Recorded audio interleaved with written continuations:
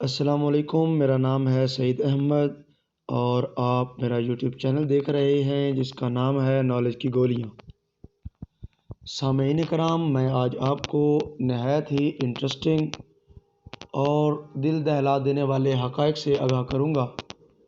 میں آپ کو بتاؤں گا کہ یہ آپ کا پیارا پاکستان اس جگہ پر کیسے آیا اور کیا یہ پاکستان جب سے بنا تب سے ایسے ہی تھا، اور اگر ایسے نہیں تھا تو اس ملک کو یہاں پہ لانے والے عوامل کون سے تھے، کن وجوہات کی بنا پر یہ ملک یہاں تک پہنچ گیا۔ کیا ہم شروع سے ہی معاشی بحران کا شکار تھے؟ کیا ہمارے ادارے شروع سے ہی ڈیفالٹر اور ناکام کرنے والے تھے؟ کیا ہمارے اداروں میں ایسے ہی چور اچکے اور جاہل کمزور نالائق لوگ تھے؟ یہ باتیں ہوں گی جو آج ہم آپ کے بارے میں آپ سے ڈسکس کریں گے۔ تو سب سے پہلے میں آپ کو تھوڑی سی تاریخ کے بارے میں بتاتا ہوں۔ آپ اور میں چلتے ہیں 1939 کی دنیا میں، یعنی کہ 1939 کی دنیا میں۔ برطانیہ اس وقت دنیا کا واحد سپر پاور تھا۔ بادشاہ کا سورج حقیقتاً غروب ہی نہیں ہوتا تھا۔ برمودا میں مغرب کا وقت ہوتا تھا تو نیوزی لینڈ میں سورج نکل آتا تھا۔ کلکتہ اندھیرے میں ڈوبتا تھا تو ساؤتھ افریقہ روشن ہو جاتا تھا۔ نجی کے جزائروں کی روشنی مدھم پڑتی تھی تو جبلالٹر میں سورج اگاتا تھا۔ چنانچہ دنیا میں اس وقت صرف ایک ہی طاقت، اور وہ طاقت تھا برطانیہ۔ ایک ہی ملک تھا جس کی سورج پر بھی حکمرانی تھی، اور وہ برطانیہ۔ اس کا بادشاہ جس کی آنکھ کھلتی تھی تو اس کی سلطنت میں کہیں نہ کہیں روشنی کاشت ہو رہی ہوتی تھی۔ جب وہ سونے کے لیے سرہانے پر سر رکھتا تھا تو دنیا کے کسی نہ کسی کونے میں سورج اس کی حکمرانی کی چوکیداری شروع کر رہا ہوتا تھا۔ لیکن پھر صرف 6 سال بعد برطانیہ کا سورج ڈوب گیا۔ دنیا کے 64 ممالک برطانیہ کے ہاتھ سے پھسل گئے اور ملکہ سمٹ کر انگلینڈ تک محدود رہ گئی۔ اور پھر یوں ہوا کہ اس کا حکم اس کے محل کے سامنے موجود فوارے پر بھی نہیں چلتا تھا۔ برطانیہ کا عروج، اس کے زوال کی وجہ تنازع اور جنگ تھی۔ برطانیہ وقت کے رحم میں اپنی تمام کالونیوں کے تنازع میں الجھ گیا۔ اس نے آخر میں عالمی جنگ چھیڑ دی۔ یہ جرمنی پر ابل پڑا تھا۔ جرمنی برطانیہ کے مقابلے میں چونٹی تھا، یعنی کہ ہاتھی اور چونٹی آپس میں لڑ پڑے۔ چونٹی کو کچھ بھی نہیں ہوا لیکن ہاتھی کا بیڑا غرق ہو گیا۔ دوسری جنگ عظیم کے آخر میں کرۂ ارض پر تقریباً 5 کروڑ لاشیں اور زخمی پڑے تھے۔ آدھی دنیا ملبے کا ڈھیر تھی۔ یہ جنگ جاپان اور جرمنی ہار گئے، لیکن برطانیہ بھی اس کے بعد برطانیہ نہیں رہا۔ بادشاہ کا راج سمٹا اور ہر ملک میں اپنا اپنا سورج طلوع ہونے لگا، یہاں تک کہ آج انگلینڈ میں بھی آدھا سال سورج ہی نہیں نکلتا۔ لوگ دوپہر کے وقت بھی رستہ ٹٹول ٹٹول کر گھر سے دفتر یا دفتر سے گھر آتے جاتے ہیں۔ تنازع اور جنگیں یہ ہوتی ہیں، یہ برطانیہ جیسی طاقتور کو بھی نگل گئیں۔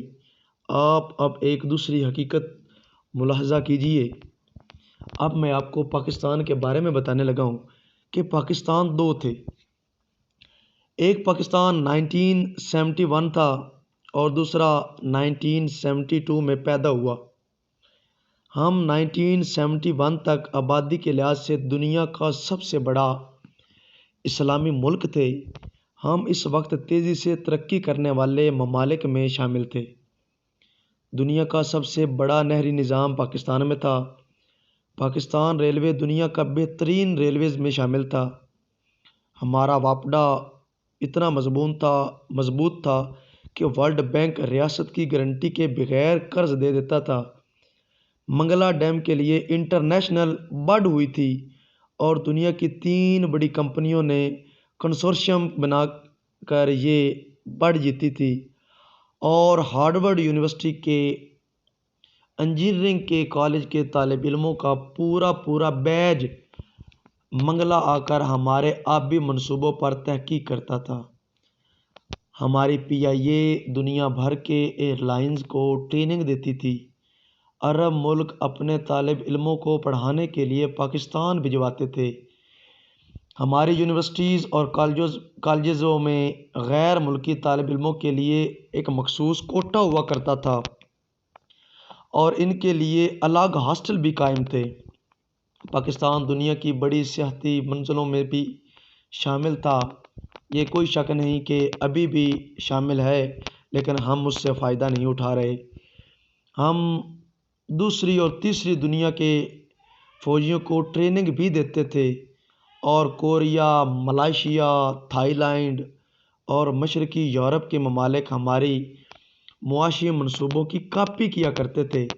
ہماری ایکسپورٹس بھی امپورٹ سے زیادہ تھی اور ہمارے قرضے بھی نہ ہونے کے برابر تھے، لہٰذا ہم اس وقت بھارت کو بھی آنکھیں دکھا لیتے تھے اور اقوام متحدہ، یورپی یونین میں بھی دھڑلے سے باتیں کیا کرتے تھے۔ پاکستان کے اندر بھی صورتحال مختلف تھی۔ بنگالی ہم سے زیادہ پڑھے لکھے تھے، سمجھدار بھی تھے، مہذب اور عاجز بھی تھے۔ یہ اڑتے ہوئے بھی اپنے قدم زمین سے چپکائے رکھتے تھے۔ یہ پارلیمنٹ میں بھی زیادہ تھے اور بیوروکریسی میں بھی اور بزنس میں بھی۔ ہمارے زر مبادلہ کا 60% جو حصہ ہے وہ مشرقی پاکستان کی پیداوار پٹسن سے آتا تھا۔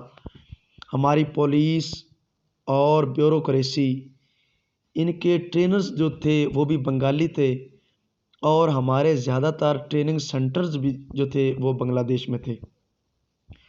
چنانچہ 1971 کا پاکستان مضبوط، ترقی یافتہ، عالم اسلام کی امامت کرتا ہوا پاکستان تھا، لیکن پھر ہم پنجابی سورماؤں کی وجہ سے 60% انکم والے پاکستان سے الگ ہو گئے، اور یہ جاتے جاتے صرف 60% ہی نہیں لے کے گیا، پھر یہ ہماری امامت بھی لے گیا، یہ ترقی بھی لے گیا، اور ہماری مضبوطی بھی ساتھ لے گیا۔ سامعین کرام، وہ پاکستان جو 1971 میں چھوٹا ہو گیا، لیکن ہماری 25 سال کی کریڈبلٹی بھی موجود تھی۔ ہم نے اگلے 25 سال اس کریڈبلٹی پہ گزار لیے۔ ہمیں اس دوران افغان وار کے ذریعے امداد اور اپنا ایٹمی پروگرام مکمل کرنے کا موقع بھی مل گیا، لیکن پاکستان پر کیونکہ پنجابی اشرافیہ قابض ہو چکی تھی، اور ہم پنجابیوں میں ادارے بنانے، چلانے اور ان کو مینٹین رکھنے کی صلاحیت اگر مان لے تو کم ہے، تو لہٰذا ہم نے اگلے 25 برسوں میں ہر ادارے کا بیڑا غرق کر دیا، اس کو تباہ کر کے رکھ دیا، اس کی جڑیں کھوکھلی کر دیں، اور اس کی وہ عمارت ہم نے رہنے ہی نہیں دی۔ دنیا کی دوسری بڑی سٹیل مل پاکستان کی تھی۔ یہ ہو یا PIA جیسا ایک مضبوط ادارہ ہو، وہ واپڈا جسے IMF بغیر اسٹیٹ کی ضمانت کے قرضے دے رہا تھا وہ ہو، جو کبھی ملک کے ساورن گارنٹی ہوا کرتے تھے، ان کو بھی ہم نے تباہ کر دیا۔ ریلوے ہو، دنیا کا سب سے بڑا نہری نظام وہ ہو، پاکستان کے ڈیم ہوں یا پھر تعلیمی ادارے ہوں، ہم نے تمام اداروں کا جنازہ نکال کے رکھ دیا۔ 1977 میں جب مارشل لا لگا تو افغان وار کی وجہ سے اسٹیبلشمنٹ زیادہ مضبوط ہو گئی، اور نئی سیاسی قیادت کے نام پر کمزور، نالائق اور ان پڑھ کرپٹ لوگ کو سیاست لے آئی اور ان کو سیاست میں داخل کر لیا۔ ادھر وکلاء کا دھڑا، بزنس مینوں کا دھڑا، سیاسی جماعتوں کے دھڑے اور مذہبی تنظیموں کی پشت پناہی کرنے لگے، اور یوں ملک میں دھونس جما لی۔ دھاندلی، خرید و فروخت کا سلسلہ یوں شروع ہو گیا۔ اس ساری کنفیوژن اور کیاس کے دوران دو نئے پاور سینٹرز بھی عمل میں آئے، ان کا بھی جنم ہوا۔ پہلی طاقت مذہبی تنظیمیں تھیں اور دوسرا میڈیا۔ یہ بھی میدان میں کود پڑے اور رہی سی کسر انہوں نے نکال دی۔ اس سارے کھیل کے دوران دو بنیادی ادارے قتل ہو گئے۔ پہلا ادارہ بیوروکریسی تھا، یہ مکمل طور پر ختم ہو گئی۔ آج آپ محکمہ صحت سے لے کر ٹیکس کلیکشن تک سارے سرکاری ادارے دیکھ لیں، آپ کو ایک بھی ادارہ کام کرتا دکھائی نہیں دے گا۔ آپ مسلمان اور پاکستانی ہونے کے ناطے اپنے دل پر ہاتھ رکھ کر جواب دیں، کیا پارلیمنٹ اور بیوروکریسی، اس سے ریلیٹ لوگ یا اس کے رکن لوگ، ان کا کوئی بچہ سرکاری اسکول میں پڑھتا ہے؟ کیا یہ لوگ ٹوٹی کا پانی پی رہے ہیں؟ سرکاری اسپتال میں علاج کروا رہے ہیں؟ سرکاری وکیل کے ذریعے اپنا مقدمہ لڑ رہے ہیں؟ یار کیا یہ رائفل بردار گارڈ کے بغیر رات کے وقت اپنے سرکاری گھر میں سو سکتے ہیں؟ کیا یہ سرکاری ادویات کھا رہے ہیں؟ جی نہیں۔ اس کا مطلب یہ نہیں ہمارا سارا سرکاری اور ریاستی نظام دم توڑ چکا ہے۔ ہم زرعی ملک ہونے کے باوجود اپنی ضرورت کی گندم بھی نہیں اگا پا رہے۔ ہم سے چینی، پٹرول اور ادویات بھی کنٹرول نہیں اور نہ ہو رہی ہیں۔ ہم کورونا کے ایس او پیز پر بھی عمل درآمد کرنے کے قابل نہیں ہیں۔ ریاست کی حالت یہ ہے کہ یہ فیض آباد کا دھرنا ختم کرانے کے لیے مظاہرین کی تمام شرائط ماننے کے لیے تیار ہو جاتی ہے، اور ان شرائط میں فرانس کے سفیر کو ملک بدر کرنا بھی شامل ہوتا ہے۔ گویا ہم ایک ایسے ملک کا حصہ ہیں اور ہمارا ملک ایسا نظام لے کے چل رہا ہے جس میں سفارت کاری کے فیصلے بھی دھرنوں کے ذریعے ہو رہے ہیں۔ آپ آج عدالتوں میں چلے جائیں، مقدموں کا انبار آپ کو نظر آئے گا۔ ججز کی تعداد انتہائی کم، یعنی کہ نہ ہونے کے برابر ہوگی۔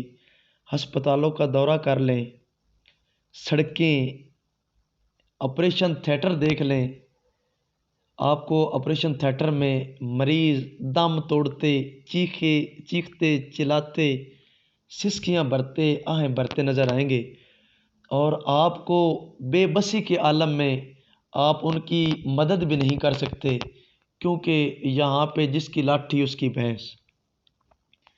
تعلیمی ادارے ڈگریوں کے پرنٹنگ پریس بن چکے ہیں۔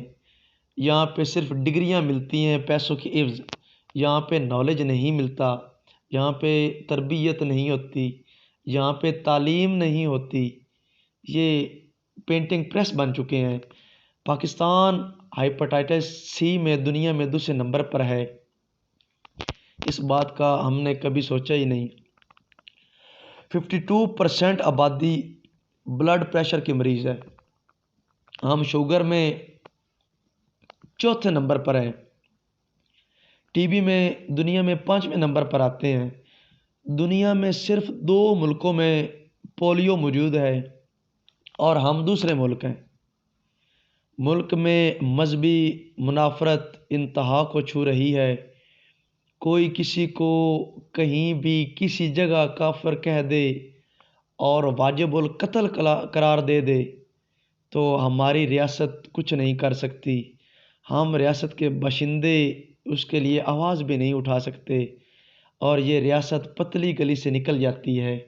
لوگ عدالتوں میں قتل ہو رہے ہیں اور ججز اور وکلاء زمین پر لیٹ کر جان بچاتے ہیں۔ اس کے بعد ریاست میں قاتل کو قاتل کہنے کی بھی ہمت نہیں ہوتی۔ ہماری پوری اکانومی قرضوں کی مرہون منت ہے۔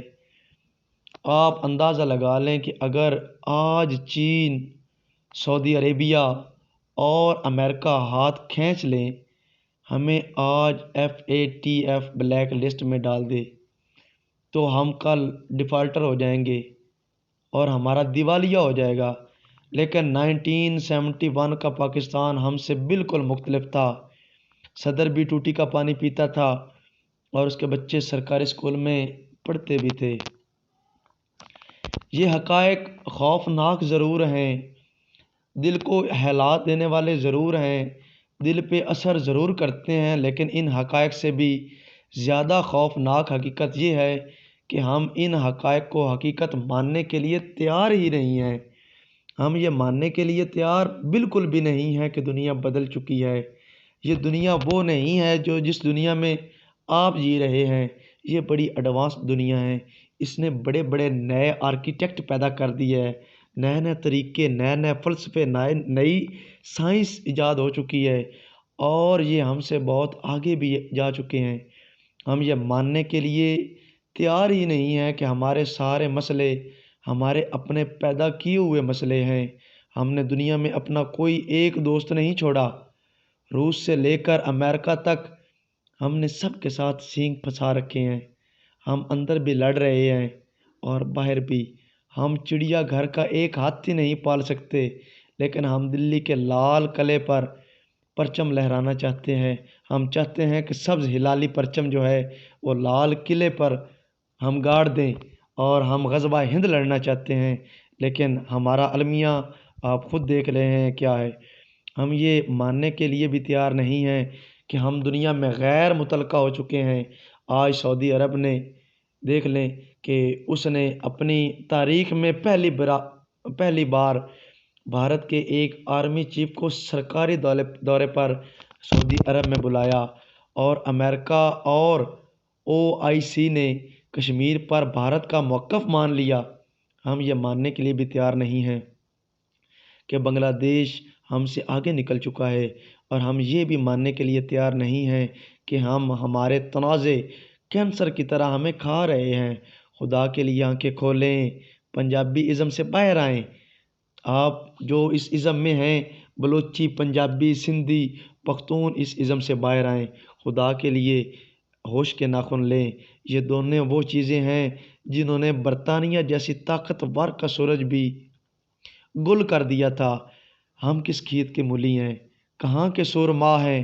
لہٰذا ہمیں ہوش کرنی چاہیے، اپنی آنکھیں کھولنی چاہیے۔ یہ نہ ہو کہ وقت نکل جائے اور پھر ہم دیکھتے رہ جائیں کہ ہمارے ساتھ کیا ہو گیا۔ یہ واحد ملک ہے دنیا میں، پاکستان، جو اسلامی ملک ہے، مسلمانوں کا ملک ہے، اور ایک ایٹمی طاقت ہے۔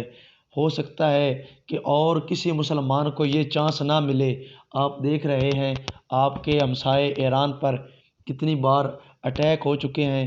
کبھی بھی ان کا ایٹمی ری ایکٹر وہ تباہ کر دیا جاتا ہے، تو کبھی ایٹمی تجربات کی بنا پر ان پر بغیر سوچے سمجھے بمباری کر دی جاتی ہے۔ شاید مسلمانوں کو یہ موقع دوبارہ نہ ملے، اور مسلمان دوبارہ اس طرح اپنے آپ کو سٹیبل نہ کر سکے۔ اللہ پاک نے آپ کو ایک بہت بڑی نعمت عطا کر دی ہے۔ یہ پاکستان ایک علامت ہے مسلمانوں کی۔ یہ پاکستان لوگوں کے لیے ایک مشعل راہ بن جائے گا۔ ہم چاہتے ہیں کہ آپ سب اس ازم سے نکلے جو پنجابی ازم بن گیا ہے، سندھی ازم بن گیا ہے، یہ پختون ازم بن گیا ہے، یہ بلوچ ازم بن گیا ہے۔ یہ راہ کے ایجنٹ ادھر آ کر آپ سب کو علیحدہ علیحدہ کر دیتے ہیں۔ آپ مسلمانوں کو، پاکستانی بھائیوں کو آپس میں لڑا دیتے ہیں، اور آپ لڑتے رہتے ہیں۔ اس سے ہوتا کیا ہے؟ آپ کی خانہ جنگی جو ہے یہ آپ کی معیشت کو لے ڈوبی ہے، اور جو آپ رہی سی کسر ہے وہ خدارا اس کسر کو آپ پورا نہ کریں۔ آپ ایسا ہرگز نہ کریں کہ آپ اپنے ہاتھوں سے کلاڑی پکڑ کر اپنے ہی پاؤں پہ مار رہے ہیں اور اپنے ہی ٹانگیں کاٹ رہے ہیں، تو اس سے آپ چل نہیں سکتے۔ دنیا آپ کی طرف جن آنکھوں سے دیکھ رہی ہے، آپ کو پتہ ہے کہ یہود و نصارہ کبھی بھی آپ کے دوست نہیں ہو سکتے۔ قرآن مجید میں بھی اس کا حکم ہے کہ یہود و نصارہ آپ کے دوست نہیں ہو سکتے۔ تو آپ خدارا اس طرف دھیان دیں۔ میں آپ کو بار بار یہی التماس کروں گا کہ آپ اس ملک کا، یہ جو پاکستان ہے،